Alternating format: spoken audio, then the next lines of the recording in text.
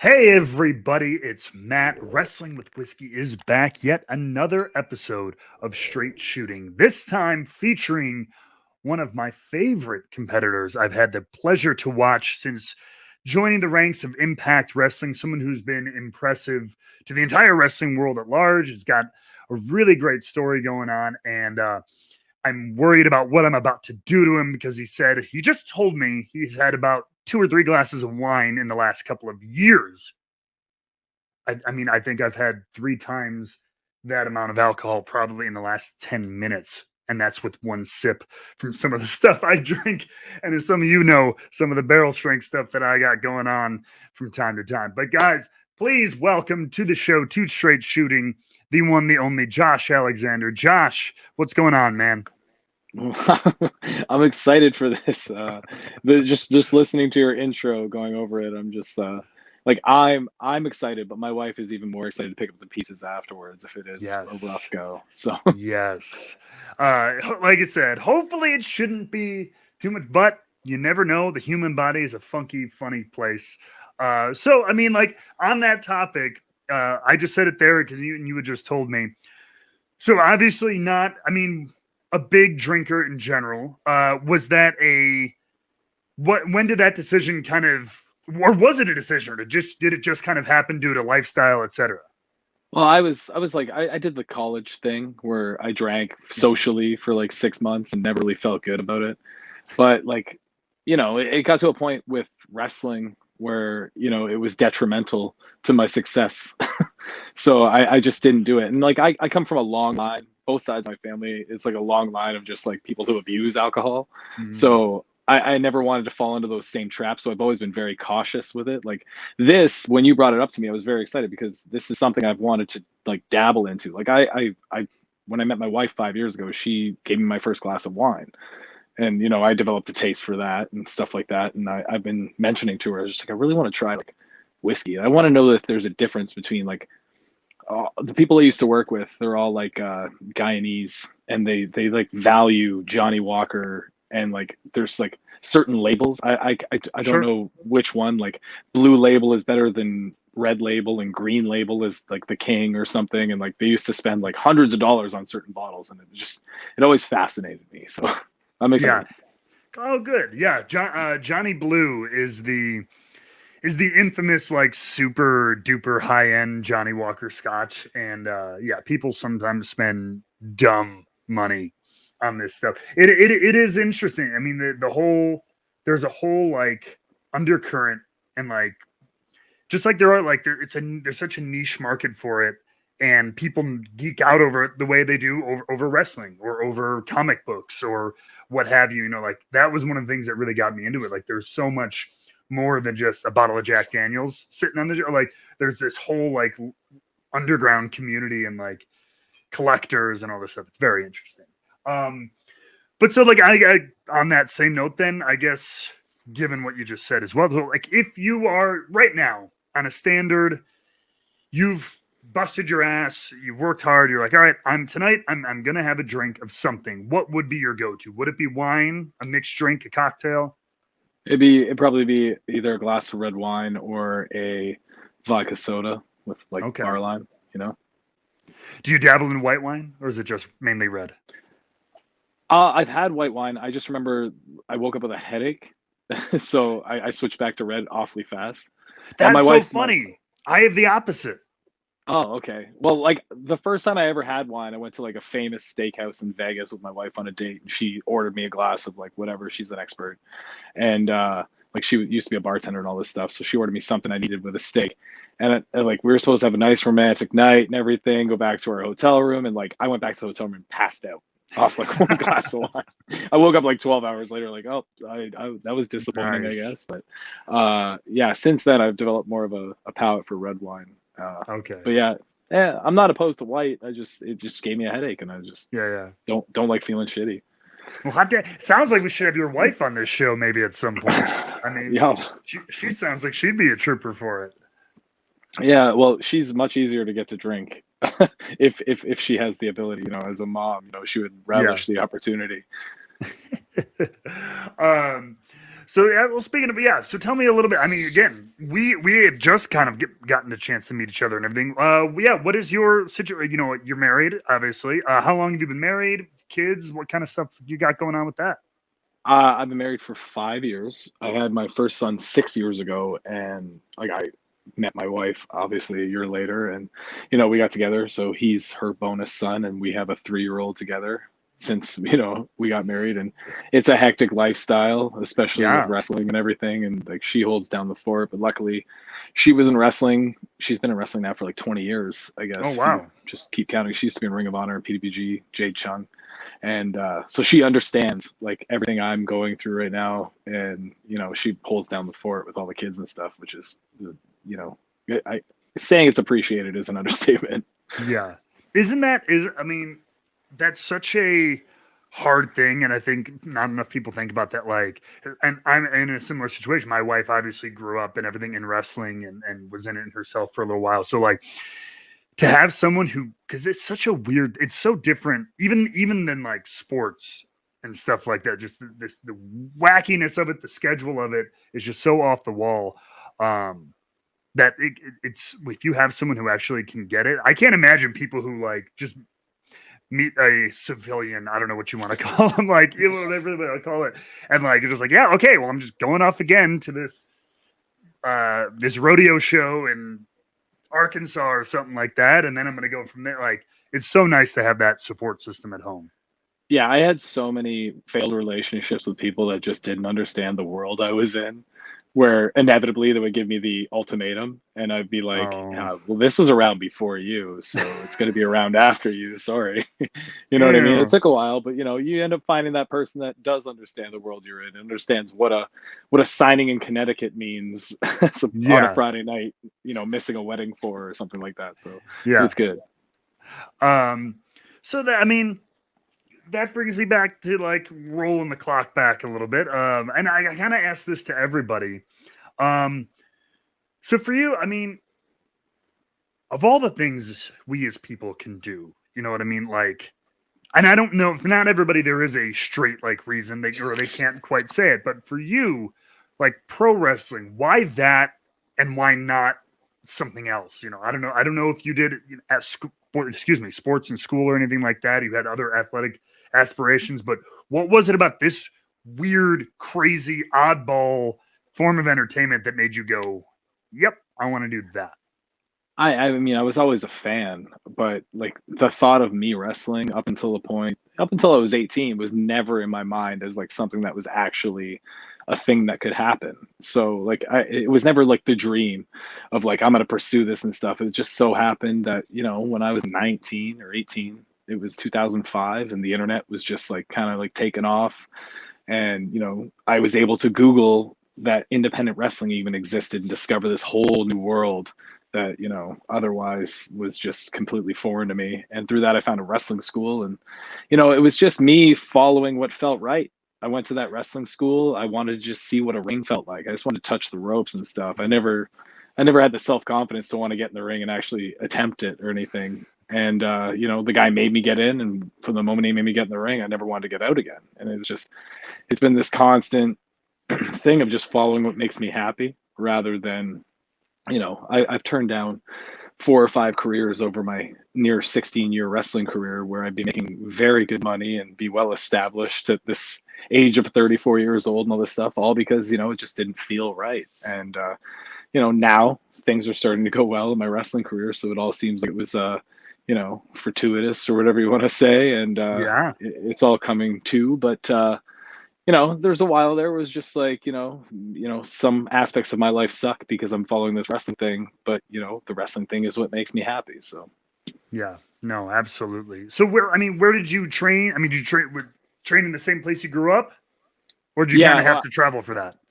no, I went away to university, which was like 4 or 5 hours from my house to like the like near Niagara Falls, Yeah, and a wrestling school was available in Oakville, which was about an hour and 20-minute drive from my university. So rather than go to university, I ended up going to wrestling school and then dropping out of university soon after that because university, my business management course that I was in, didn't make me happy.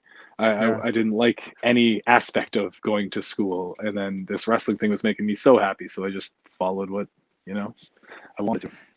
How did and I mean, of course, typically, and I feel like I hear that a lot. I mean, God, it's such a passion driven business. I got to ask, how did the family feel about that one, or did they maybe Uh, not know at first? I don't know.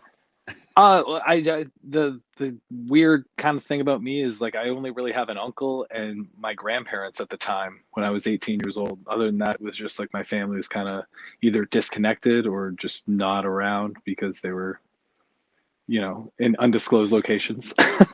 But Sure.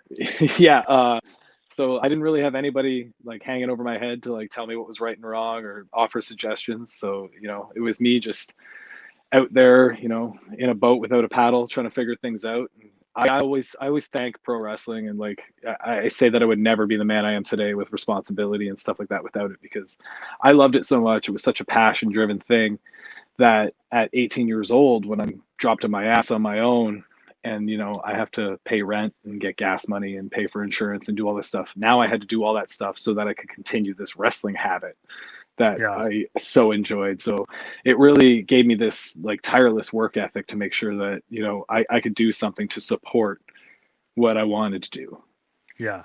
No, that's absolutely true. It does. It has this funny way of, I mean, it weeds out, like, I don't want to say like the weak, but like the weak willed, and like it'll force you to kind of to step up, because this, if you don't love it, if you don't like it, it will chew you up and spit you out pretty damn quick. So no, I absolutely hear that. And so, you know what? That's a good note. Why not? Let's kick this off then. Let's go into our first sample of the show. Sample A, if you have, if their labels stayed on, and they're Yep. beautiful. Say very nicely. All right. So go ahead, So pour that one out. Again, you don't even have to pour the whole thing. You could just a little bit. you tell me You now. need to be careful. Yes, you need to be careful. All right. Let's have the missus on standby in case she needs to finish it off for you. But yeah, All right. by all means, no pressure to finish these in one fell swoop. We are not taking shots or anything. No. So, normally when people drink this, it's very similar to if you've ever seen someone do a wine tasting, something like that. Same kind of idea. There's three main components to four, but I don't really count the first one, at least not when I deal with a lot of like American whiskey or bourbon, rye, stuff that I usually dabble in. That's color, because most whiskeys for that are pretty much the same color. It's come up with the douchiest word for brown that or copper that you can think of. Now, Yeah. when you get into like wines and even like scotches, because of the way it's made, they can go from looking like almost water to looking like jet fuel. So like color is more important there. Here, it just goes from brown to darker brown. So the three main components are going to be smell or nose, taste or palate, and then finish. We always end with the finish, just like in wrestling.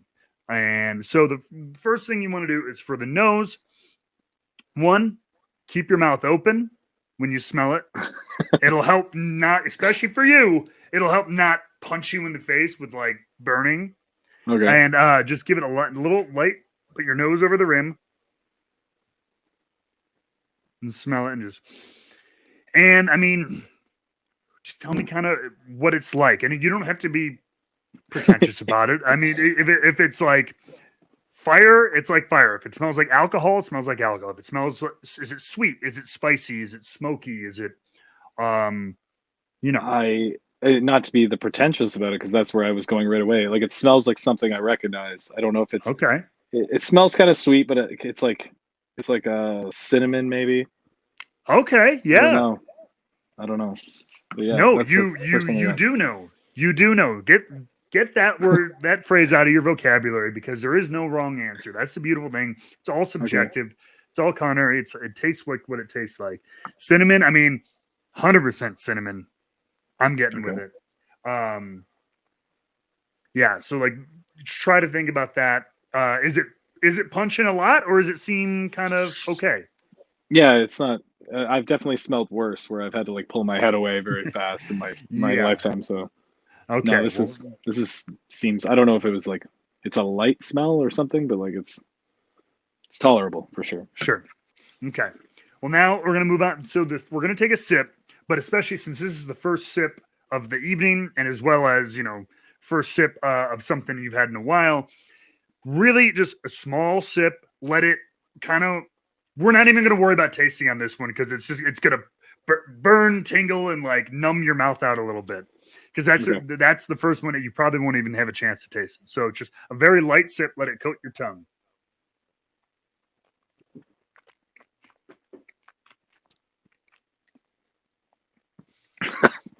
Yep. It's gonna do that a little bit. Just trying to hold it back. Yeah, no, it's okay. It's not a bad thing. So, I mean, any initial impressions? Did it drink hotter than when you smelled it? You think a little bit? Yes, yes, for sure. Okay. All right. Now that it's kind of filtered with it, you take one more very small sip, and see if you can just kind of swish it around in your tongue a little bit. Now, again, think about what you smelled. Is it cinnamony? Is it sweet? Is there more spice to it? Anything, caramels, vanilla, graham cracker could be a note. It could be anything. I was gonna say caramel. Okay. Right away. Very That was common. the first thing I got, and then yeah, I didn't get any cinnamon whatsoever. Okay. Really. Maybe I think what you're talking about is the finish, which is whatever this is now when I'm breathing and I can taste.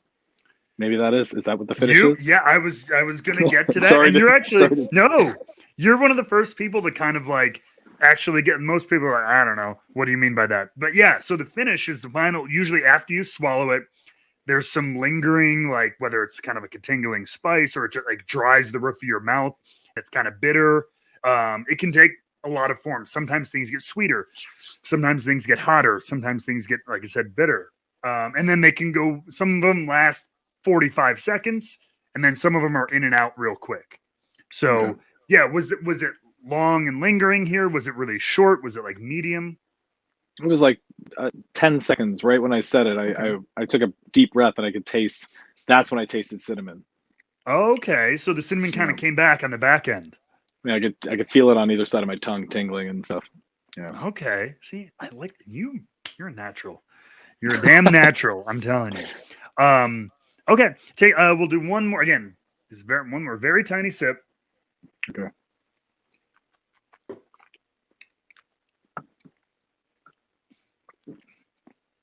Anything else jump out to you about this one before we move on? It's almost like I don't know if it's like a cooling effect, but like it doesn't get hotter as Okay. whatever as it goes on. Yeah. It seems to like it's not like it's warm, but it's not like it doesn't. It feels like when you put like icy hot on and it cools down, but it's not actually cooling down. You know what I'm saying? Wow. Holy I like that. Yes. Does that make sense? Okay. It actually exactly when you explain it like that, it makes perfect. At first, I was like, "What?" I'm like, "What do you mean cooling?" I'm like, "Oh yeah, it's like that, almost like a cool burn in a way." Yes, that's actually really good. I might steal that and use that on some tasting notes or something later on. Okay, well, think about that. Overall, did you like it? Was it pleasant? Was it kind of meh? No, it was good. Yeah, I don't have anything to compare it to. Honestly, I've Sure. never had whiskey really Okay. other than like what's the very famous one with the black label? Jack Daniels? Yeah, I had like Jack Daniels and Coke like Yeah. 15 years ago. So Yeah. We've all had that. Yeah. So all right, we'll just try to think about some of these notes that you just had, and we'll catch up with those as we go along down the line. But before that, so talk to me a little bit about. So again, you kind of left business school and you trained wrestling. How long did it take before you started doing things or working with Impact? Oh, damn, that was 13 years to start doing like the one night only shows to get like a look, I guess, and then 14 years till I got my first contract in wrestling.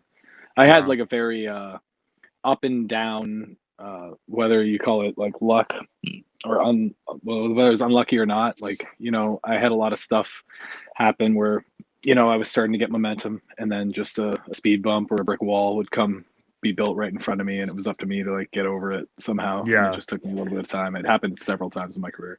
And then in terms of like injuries or just like personal things coming up or One time I had an injury. I broke my neck in 2014, and yeah, and like this as a wrestler, like we say we broke our neck, and like to me at least, I don't know if you can relate to this. It was just like, okay, I broke my neck. Like I'll come back. Like I could name 40 wrestlers right now that yeah, broke their no neck kidding, and they right? came back. Yeah.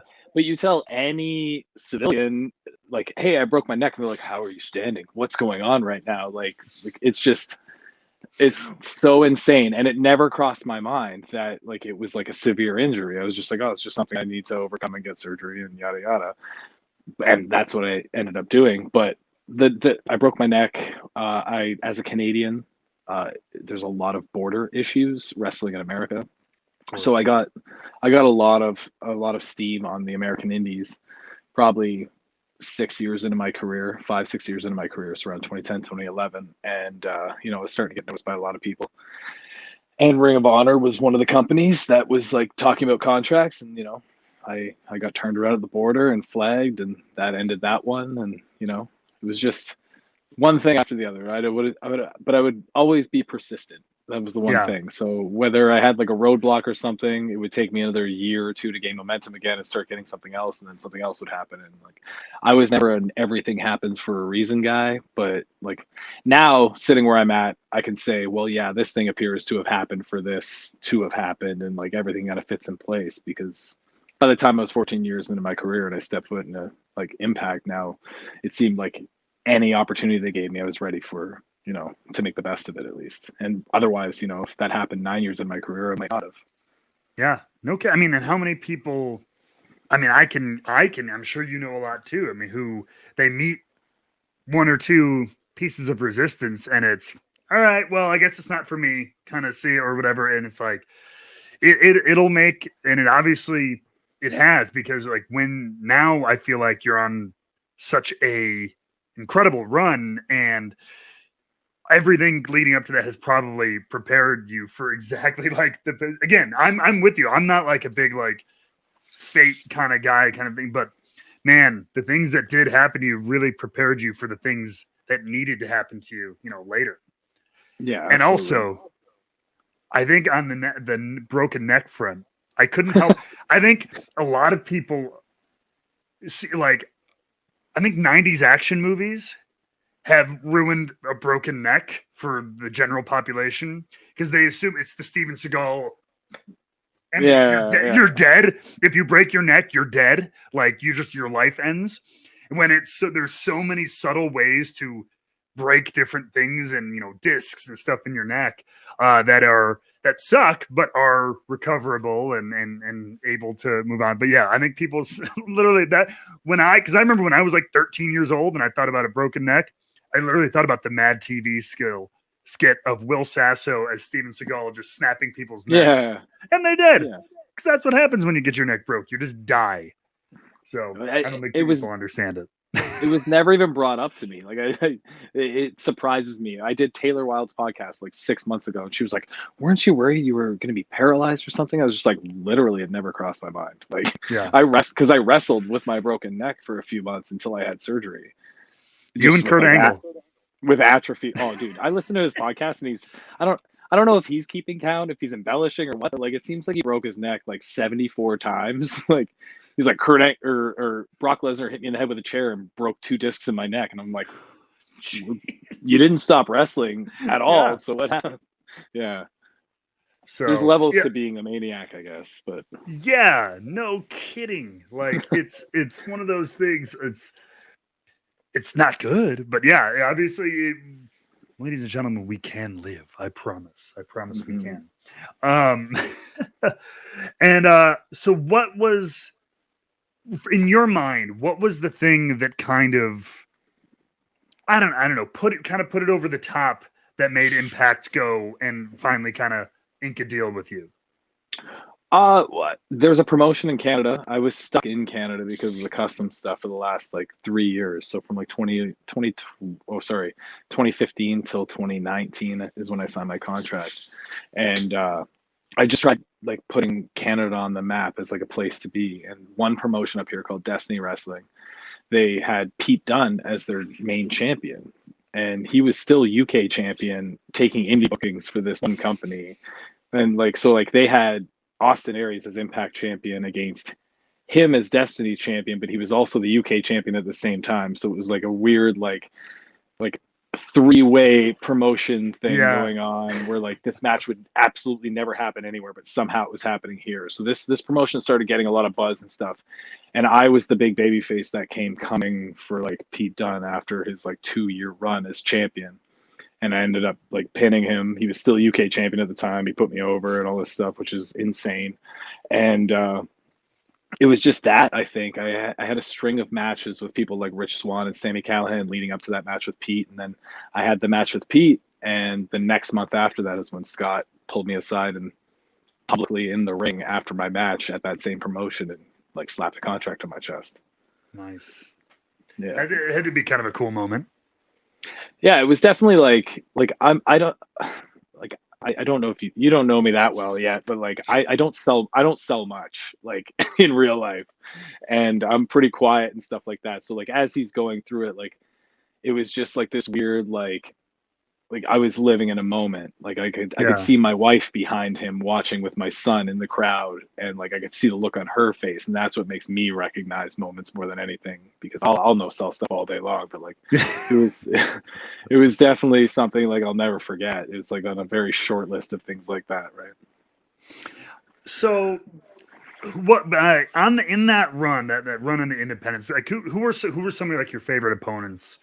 And I mean, I don't expect everybody to remember their matches, but if there are any that like stick out to you, like who are some of those greatest hits that you got to run with? Oof, like Tommaso, I had a really good match with him, and like afterwards, he went away. Like he got signed like 3 weeks later. Or he was already signed, but he left, and he messaged me like 3 months after that. He's like, "Hey, have you ever sent anything?" And I was just like, "No, why?" He's just like, "Here's the website. Here's this. Do it. Like, what are you doing?" Like that's how good our match was, and like stuff like that. Like I'm like.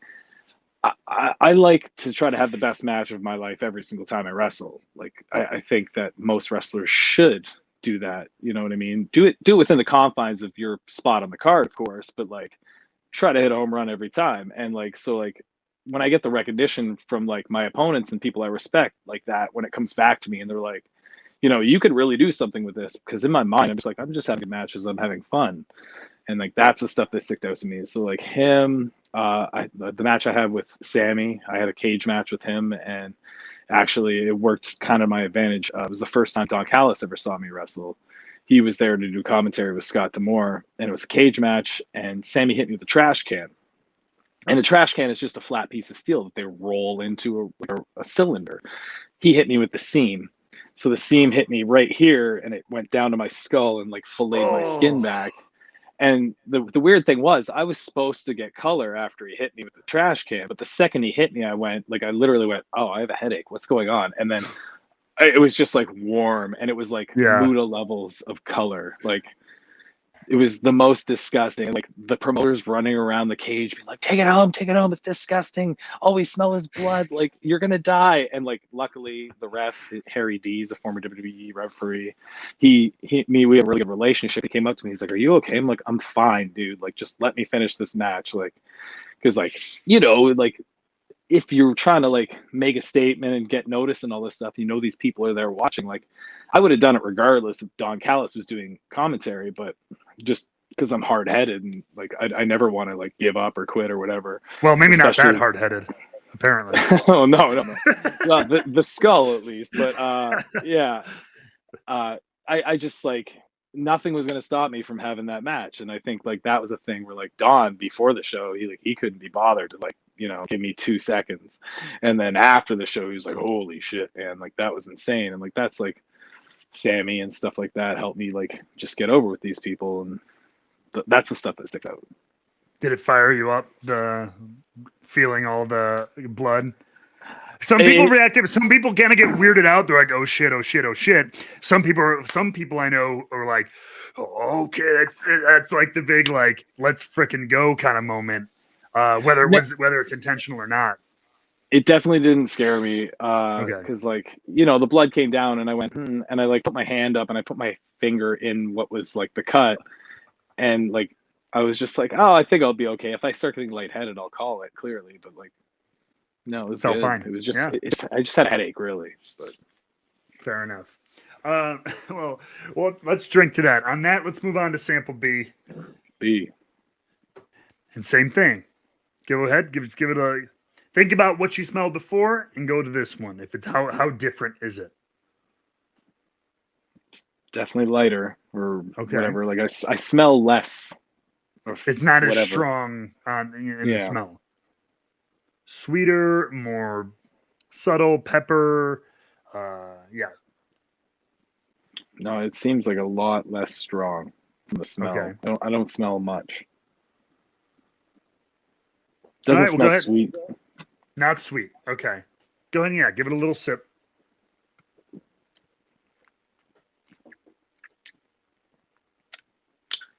It's definitely spicier than the last one. Okay. Uh, like when I say spice, I mean like when you were a kid and you put 20 cinnamon hearts in your mouth, like that burn you get from like Yeah. too much cinnamon. That's like the spice I'm talking about. No. That makes sense, and that's something I've always tried to.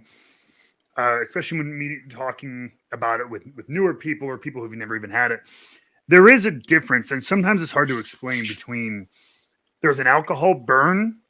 That's the thing that's just like whoa, and makes your eyes water. Although spice does it, and there's and spice.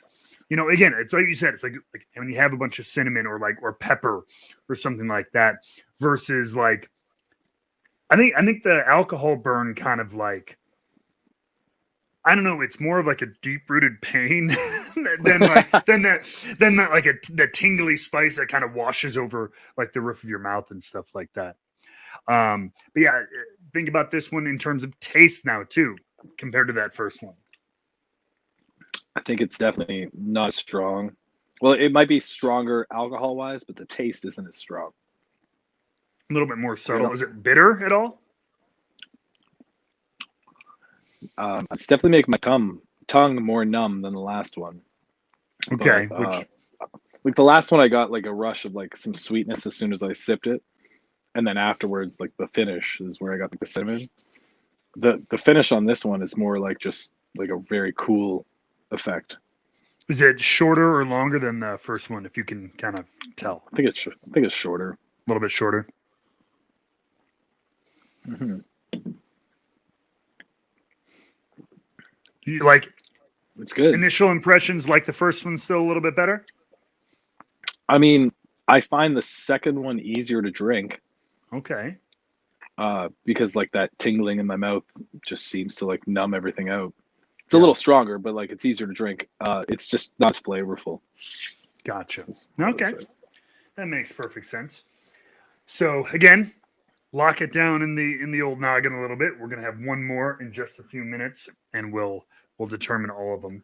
But before that, kind of going pseudo sort of kind of chronologically. So like I said, now you've been with Impact now for a while. Something I did want to touch on too that I really, really, really, and I wish I almost would have brought it up to share on the screen for the video. That I love, and you put it out this tweet last month. No, it's not the one about the boots. We all saw that one too. And I hope that got resolved. Yeah, it did. Thanks Okay, to good. TJP. Yeah. No, but you put out this awesome tweet about you finally getting to be at a point where you could hang up the boots from your shoot job. Which, for those that don't know, tell people what you've been doing for the past several years as work, in addition Uh, to wrestling.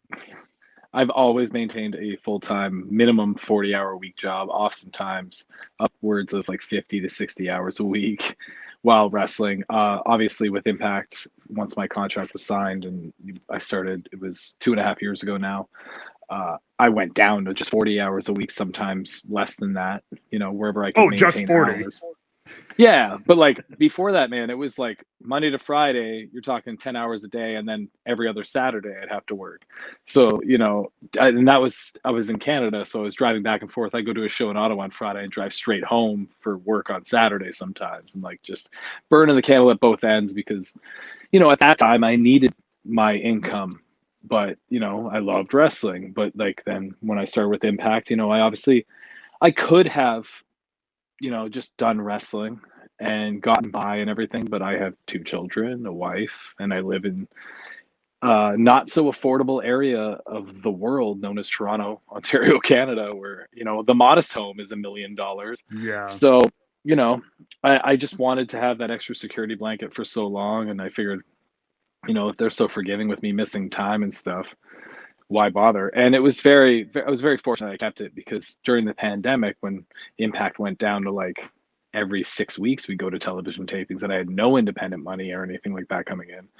I needed that job, and it was one of those essential jobs. Construction didn't stop. We kept building condos and homes and everything. So, I did that, and then finally the layoffs came for me, and it was at a time where I was only doing one or two shifts a week, if that, and I just figured it was the push in the right direction. I finally, to take that leap and stop, being afraid of the possibility of failing and all this other stuff. So I took that leap and took it as a sign, and just I've gone with it. And it's been good for the first month. Yeah, yeah, no, and like that's something. One, I mean, that's the kind of things like that just adds to what you were talking about before. Just like everything that's been in your path, or whatever, kind of prepares you for the next step in life. Again, whether you buy into the whole fate and everything like that or not, but it's something I feel like it's a little bit of a misconception sometimes people have about some of their favorite wrestlers. I mean, like not everybody you see on every show is has some six-figure contract. Just because someone appears on TV um, doesn't mean they're not doing all this stuff behind the scenes. It was a very cool.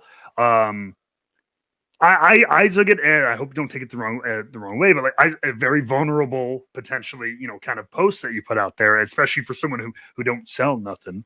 You kind of opened up to the world. It was very cool. I'd love people to see all that stuff that goes on in a lot of, it's not just you. There's so many wrestlers out there, both on the independents and even in some of these TV companies and stuff too, who on the outside of that 1 hour a week you see them, they're pulling all kinds of avenues to make their dreams happen and everything like that. So that was I wanted to touch on that. It was very cool. I appreciate you sharing that, and kudos for you for, like you said, busting your ass to get to this point and to get to that point in your life. It's probably a nice feeling. Yeah, and to touch on like the vulnerability part of it, like I'm completely fine being 100% real and transparent with like the fan base and everybody else. Like if anybody out there as a wrestler can see that and get some sort of motivation that they're not failing because they have to do a job to support this and all this other stuff. Because you walk around independent shows and like there might be an indie darling on that show that makes $20,000 a month off their pro wrestling tee sales, you know what I'm saying? And like it's not that way for everybody, and I'm unfortunately not one of those people. And I had to do this, so like there's several other people that have to do that, so if it can help like them get through, because like I grew up as a fat kid, and so I'm very very transparent about like my history of like dealing with all that stuff and being teased and whatever else, because I've had parents with like their children come up to me that are struggling in high school and stuff like that and be like, how do you get through this? And just like be able to be a motivating factor for those kids or anybody to be able to look at me, because like when I was coming up, like my heroes didn't have Twitter to be like, hey, I was teased in school. You know what I mean? Yeah, no I, I kidding. I I couldn't look at Bret Hart or Kurt Angle or Eddie Guerrero or any of these guys and be like, they went through the same thing as me when they were 16 years old. Oh man, So if I can share that and help them out just a little bit, like it just it makes it a little bit easier, right? So Yeah, no, absolutely. And I mean, on that, I mean, as we look forward, so I mean, I guess to plug in our lovely place of work here too, because this will be coming out next week anyway. In and just about a week's time, a little bit less when this airs, you will be at Bound for Glory, challenging Christian Cage for the world title. I mean, my question was going to be like, hey, like, where do you want? What do you see yourself doing in the future? Who else do you want to work? All that kind of stuff. But I mean, that's in the immediate future. So, how are you feeling about that coming up? I mean, would you call this the biggest match of your career so far? Oh yeah, hands down. Like Bound for Glory, I would regard it as the biggest pay per view in the company and main event for the world championship against Christian. You know, somebody like me, if you would have told me even 6 months ago that this match was happening, or I would be in that spot or wrestling for that championship, I would have laughed at you. So, for it to all materialize and for this to be happening now, you know, in under a week's time, it's insane. Yeah. No. And really quick, and before like that, I actually just remembered something I wanted to hit you on. So, I mean, in the lead up to this, you've had an insane run as the X Division champion. So, like, just talk to me a little, just briefly about. So, what does that championship mean to you in terms of this, like, this last year or so of your career? Well, I fell out of love with wrestling in high school for a little bit. Like it was pretty much WCW ended, and I kind of watched the invasion stuff that happened, and then I got bored. There was no competition. So then when I was about 16-ish, that's when TNA started. I remember me and my friends, we got together. We were the very first Wednesday night pay-per-view. And like I always say the same thing, but I remember the first time I saw AJ Styles and Low Key, they were the first match that night. And it like low key especially changed my perspective of what pro wrestling was. Like this is a guy doing everything different and making everything look as legitimate as possible at all times. Some things maybe are legitimate, who knows? But you know, and like that was the X division for me. Like we would tune in every single week and then buy every pay-per-view after that. And it was just the X division came up as like a bunch of teenage wrestling fans. We were like, we are gonna see the most badass wrestling match right now. We're gonna see things we've never seen. So like that's what the X division meant to me. And like if I'm not like a belt guy, I don't like collect belts or be like, oh, the Winged Eagle is the greatest one of all time or anything like that. Like there are people that are do, but like the X division title was definitely one that was on my bucket list. If I could have a bucket list, there were like that means something to me to win it. So when I did get a chance to win it, and then you know go on that run, it was just me trying to do the same things that all my heroes did when I was in high school watching TNA. And that was like just steal the show all the time and try to get noticed and try to like get eyes on the brand through what was happening in the X division. And, you know, I was lucky enough to be able to do that with some big matches. And, you know, the TJP match, the Iron Man match was like the one I highlight as like the biggest opportunity I've ever been handed in wrestling. And like I could have certainly gone out there. We could have failed. We could have gone out there and had like the biggest stinker of all time, and you know nobody would have noticed probably. But we went out there, and I think we both exceeded expectations because like he's one of the greatest wrestlers I've ever been in the ring with, and we had this chemistry. So you know that match was pretty much the springboard for what got me to this moment. But like I can't overlook like that match I had with Jake something. I can't remember which app special it was. That meant a great deal to me. The match I had with Torus the night after Slammiversary for whatever special it was, like I tore my lat the night before and then went out there and had the match with him, and like it was like it was like this weird adrenaline rush of like I can't believe that went so well, and like it was just it's just been like super cool. I was very sad that it ended, but like you know, I can't be sad about the position I'm in and what I'm doing now. You know what I mean? Like I wish I could have done so much more, but like that would have just made it even sweeter. It was already the best. Yeah, no, absolutely. Well, then, all right. Given that, yes, you did exercise option C. You vacate the X Division Championship to get this title shot. So, before we go to the last pour, I did want to know. So, given that now they had a whole tournament of people to kind of compete for the open title and stuff like that, who do you see as some of the next players in that X Division scene in your Uh, mind? I think everybody's got eyes on Trey Miguel. I think Trey Miguel is like the fan pick. I think he's the overwhelming favorite if you're gonna have to pick anybody, just because he's been around the X division so long. He's been so consistent, so good, and he's never had that run. like Chris Bay's come in and out and had that run, like a Rohit Raju's come in and had that run. Then you have like someone like Macklin who's just like completely tearing everybody apart there, and I know he's hungry. Like I know he wants to go out there and have the best matches he can and get noticed and all this stuff. So he wouldn't be a bad pick either. But I mean, my money would be on Trey. I think Trey deserves a little run there, and Yeah. you know, hopefully they can continue whatever I started, and the X Division can be even bigger than I could have made it. Hell yeah. Love it. All right. On that note, let's finish your baby off. Last pour, right. sample C. You still standing? Oh yeah, sitting? I'm fine. No, when I stand up after this, we'll see how I feel. Yes. Yes. So yes, one more thing. Think about what you've gone before. How is this one resonating?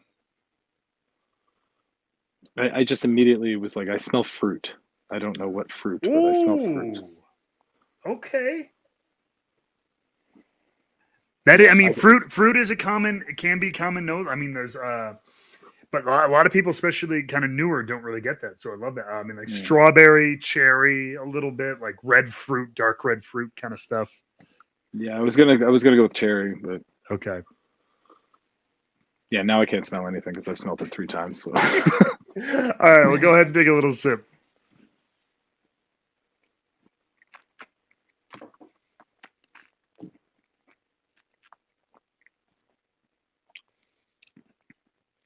It's definitely way smoother than the other two. Like it's like thicker. Okay, more of a we have actually a word for that. It's like mouth. I don't like the word, but it's like mouthfeel, right? Okay. It's a little bit more viscous. It's a little bit There's a little bit more body to it. Maybe that's the word.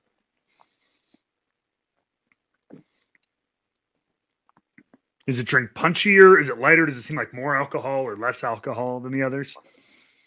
I feel like the middle one was the strongest alcohol. The B. This is somewhere. I can't really remember A that much, but it might be slightly above A as well. But is this one? And then, finish on this one as well. Is it long? Is it lingering? Is it kind of short? Medium? This one's like you're breathing fire. Yeah, a little bit at the end. Okay. But it's not as tingly as the middle one, as B was. Like this one doesn't even like burn my tongue or anything like that. Yeah. But I taste like a lot of kind of caramel in this one. Maybe I'm wrong, but we'll see. There is no wrong. I had a ruler. I slap your wrist. There is no wrong. You taste what you taste. You get what you get. So I mean, given what you've had, and if you need to go back, or by all means do. But do you have any idea of how you might rate these? You know, from favorite to least favorite. I would probably go CBA. CBA. So reverse order. Yeah, basically. I just retried A and I don't like it compared to the other 2 I've had now. Okay. Fair enough. I'm actually really glad you said that. So okay, well that's perfect. So then I will go in like reverse order of your picks, and I'll go in the regular order that we had them. So I'll start with A, which has now been your least favorite. And what A is, what you had. And by the way, so I try to do a theme with everybody. Sometimes the theme's really good and it's like really clever, like relates to the person. Sometimes it's just like a lame attempt at a theme. So mine, I'm like, you're such a good, like technically sound wrestler. This is the corniest thing I can come up with. I'm like, I'm going to call this theme catch as cask strength instead of catch as catch can. So all of these whiskeys are cask strength. They're uncut, unfiltered. They're what we call barrel proof or batch proof or whatever. But yeah, because most whiskeys get watered down to a certain proof level that they have approved on their label. Like even like what do you call it? Jack Daniel's standard 80 proof. That's a standard spirit proof. 80 proof, 40% alcohol. These are all full on cask strength uncut. So the first one we have is a bottle called Penelope Bourbon. So this is barrel strength Penelope Bourbon. This is a pretty small independent company, kind of like craft beer, but whiskey. So Yeah. they actually even outsource the distillation to somebody else because they don't have their own distillery up and running yet. And this is what we call a 4-grain bourbon, which is the primary ingredient is corn, but there's actually 3 different like what we call mash bills or like ingredient like styles of whiskey that are blended to make this. So two of them have rye as their second grain. It's corn, rye, and then malted barley. And then they added in another bourbon that has wheat, which is often a little softer and a little sweeter in this. So there's 4 grains: corn, rye, wheat, and then barley. That makes this one. So it makes it a little bit more. Some people like them, some people don't. It can be a little bit more divisive, but it does make it a little bit more layered sometimes. And that's pretty young. This is about 3.5 years old, 4 years old, which for bourbon is kind of on the younger side. 8 to 10 years old is probably a prime bourbon time. But so that's it's young. And the proof on that one was 115.8. What does that mean? So the basic proof, whatever proof is, divide it in half, and that's your percentage of alcohol. So this was good. 57.6%. All right. Which actually for cash strength is kind of low because I won't get into the details, but like legally to be bourbon, you can't put it into your barrel at more than 125. But most people push that because it economically makes more sense, which means sometimes the cash strength can end up being 140 proof or more, which is a lot. So, but moving on. Sample B, which drinks a lot, like you said, drinks a little bit more punchy, which is kind of funny because it's almost the exact same proof, but it's not as rough as the first one. Is what we call Prideful Goat, which actually makes sense because right now you're on the goat run of your career. But so this is a 15-year bourbon. This is an old ass bourbon, which more time in the barrel adds a lot more character. It can add a little bit more of a bitter, woody note to it, but it can also round out a lot of the rough edges. That's one of the advantages of longer aging. Some of that stuff, when it's really young, can be really just like, it is spicy, it is rough, it's harsh. It tastes a little harsher. When you got double digits in the barrel, if nothing else, even if the flavors are a little off, it can be a little bit more like I said, just kind of smoothed out around the edges. And so that's one way this drinks the way it does. And this is actually this is surprisingly affordable. This is like $110 for a 15-year whiskey, which in today's market right now, bourbon whiskey is like super like trendy. Anything over 10 years old, I see for like $200 or more. Often, not everything, but so this is actually kind of a rare deal for that. And finally, what ended up being your favorite, which I'm going to take a little bit of pride in, is a bottle of. It's called New Riff. They're kind of a younger distillery as well. They've only been around 6, 7, 8 years, something like that. But this is actually what we call single barrel, which means it came from one individual barrel that actually I picked. Oh, there you go. So it's on you. Yeah. So like this is a company with a barrel kind of club that I helped run. We went to this distillery, picked out an individual barrel because barrels can age so uniquely, even if they're in like the same warehouse. One barrel tastes a little bit different. This one's a little bit spicier. This one's blah blah blah. What's cool about this is their stuff is really really good, and you selected it as your favorite. Their single barrels in particular are really nice, and they're young. They're only 4 years old. So like it's really not a crazy old product there. I think they drink more mature, more flavorful than they have any right to be. And this was the lightest one you drank tonight too. This is 105.7 proof, so it's 51.85% ABV. So pretty for cask strength, for being uncut, no water, no nothing added, and it's only 105 proof is actually really good because they go into the barrel at a much lower proof, which means their cask strength doesn't end up that high, which I think is nice because you still get full flavor without getting punched in the face, getting a potato worth of proof. So those are the ones. So yeah, for those of you at home, if you want to check those out or whatever, those are the ones we had tonight. And first whiskeys you've had in a while. I mean, What'd you think? Could you see yourself from time to time sipping on something like these?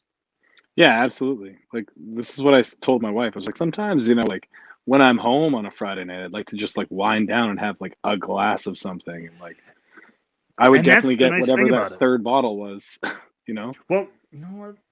I I got a couple of them. Let me see. Let me see if I could. Hopefully, I don't know if I have any more of this barrel left, but I'll see. I'll see what I can do for you. Uh, Maybe see you in Vegas. All right. But Well, yeah, I gotta thank you for buying me the expensive drinks since a bottle's $200. It seems well, insane, but not the, so like that middle one, like yeah, you'd be surprised. Some of the ones that are even like younger. Like my friend is the one who helps produce this one, and he wanted to make it a very fair price because the market is insane right now. So but like this the first one we had is like $50. okay. This one that I picked when after if we were to sell that in stores, which we didn't, it would have been probably about $50. And then yeah, this one's like 110 dollars or something like that. But there are some that are 10, 12 years old, like I said, depending on the label. Just it's like fashion, man. You know what I mean? Like Yeah. depending on who's fan, there are certain companies that have reputation, and even if I there's something that's better, but because it has that name on the sticker, it's $100 more or whatever. So Yeah. that's commerce for you. But before we go, I mean, thank you obviously for your time, for being on the show and everything. And yeah, before we go, usual podcast mumbo jumbo. Let people know any where we can find you, socials, all that good stuff. Instagram and Twitter, it's at walking_weapon for all the genuine vulnerable content that we've laid out there today. I just want to thank you for having me on, dude. I've actually, like, as I said when you even suggested it, it was like something I've had a curiosity about, and I felt like I've learned a lot today. Awesome. Well, no, I'm glad. If you ever have questions or like want to know suggestions or anything like that, I'm always obviously down to nerd out about that stuff. So I Sweet, appreciate no I bother, appreciate you dude. taking the time. Appreciate you being here. Cool, brother. All right. Thank you, everybody. Once again, always be trying new things. Always be expanding your horizons. Get to a new hobby, maybe a new something that you might enjoy. And of course, always, always, always be wrestling with whiskey. Until the next time, cheers.